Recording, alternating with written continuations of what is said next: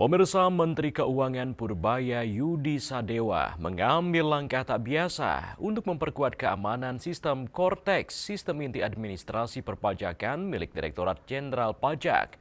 Setelah banyak keluhan sejak peluncurannya pada 1 Januari 2025, Purbaya merekrut sejumlah hacker Indonesia berkelas dunia untuk memperbaiki dan memperkuat sistem tersebut. Tak hanya itu, hacker juga diminta menangani infrastruktur digital lembaga keuangan agar tak mudah ditembus.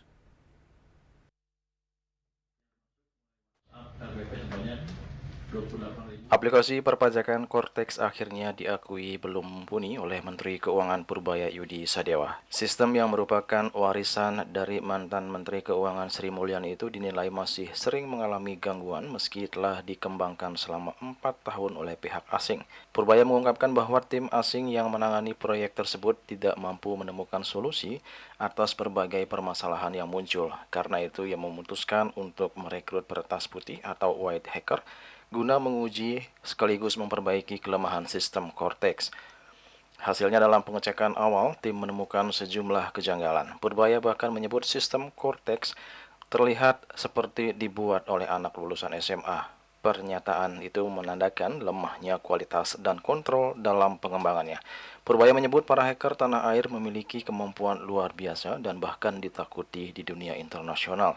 Langkah ini diambil demi memastikan keamanan data perpajakan nasional tetap terlindungi dari ancaman cyber. Tak hanya itu, hacker juga diminta menangani infrastruktur digital lembaga keuangan agar tak mudah ditembus. Lebih lanjut, Purbaya menyebut saat ini sistem sudah jauh lebih stabil.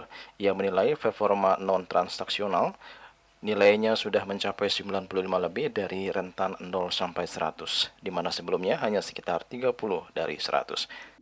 Yang sama, yang betulin, ini baru sedikit yang datang loh, baru satu yang bantu.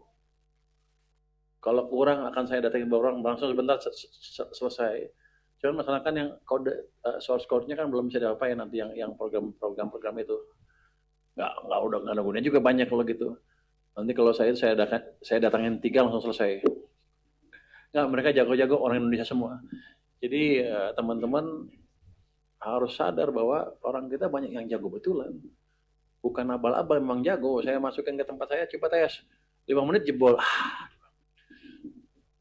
Karena ada beberapa yang biasa kan orang di setiap kantor kan sombong-sombong tuh orang IT-nya. Punya saya jago, dia kasih tau nggak mau. Ternyata begitu diuji jebol, baru saya marah-marah. Lo ternyata jebol, parah lo. Betulin kerja sama lo ditutup semuanya. Jadi harusnya sekarang lebih bagus. Nggak lama akan dibawa ke sini juga. Ini kan udah hampir 100 tadi, 95. Nanti akan dibawa ke 100 dalam waktu sebulan dalam secara bertahap. Nanti setiap saat dites oleh hacker-hacker yang tadi yang lain itu untuk melihat bahwa ini sistem IT kita betul-betul aman.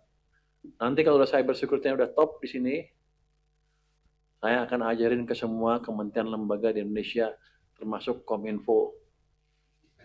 Oh, nggak boleh ngomong gitu ya? Langsung beri, nggak boleh.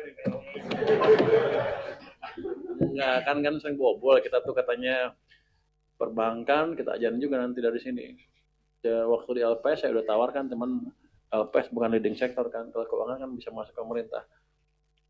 Nanti makanya teman-teman IT di keuangan ini sekarang lagi belajar keras untuk meningkatkan kapasitinya, kemampuannya. Jadi nanti saya harapkan kan setahun 2 tahun lagi sistem keuangan Indonesia nggak akan gampang dihack lagi seperti sekarang ini.